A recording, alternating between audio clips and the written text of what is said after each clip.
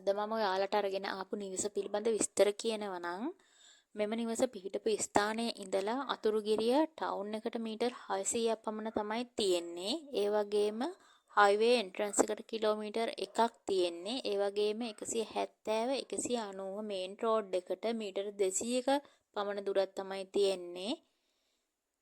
ඒ වගේම මාළඹේ ටවුන් එකට කිලෝමීටර් 5ක් පමණ තියෙනවා. මෙම නිවස පිළිබඳ විස්තර කියනනම් නිවස පර්චස් 6.3ක ඉඩමක තමයි ඉදි කරලා තියෙන්නේ. වර්ග අඩි 1550ක ප්‍රමාණයක. මෙම නිවසටම අනුමත අඩි 20ක පාරකුත් තියෙනවා. ඒ වගේම වාහන නවත්තන්න පුළුවන් පාකින් එකකිනුත් සමන්විතයි. මෙහි ඉදි කරපු නිවස පිළිබඳ විස්තර කියනනම් නිවස නිදන කාමර 3කින් සමන්විත වෙනවා. එක් කාමරයක් AC කරලා තියෙන්නේ. ඒ වගේම නාන කාමර දෙකක් සහිතයි.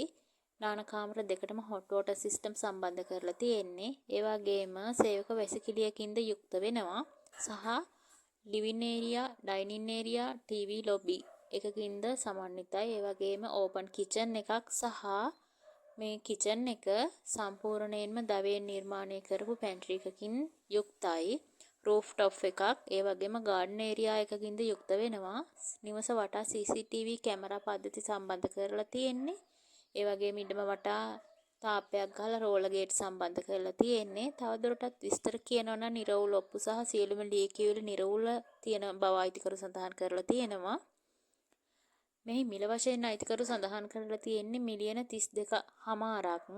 මේ පිළිබඳව වැඩිදුර විස්තර දැන ගැනීමට 077 84 80 410 මේ දුරකථන අංකයට දුරකථන නැමතුමක් දීලා වැඩිදුර විස්තර දැනගන්න පුළුවන්.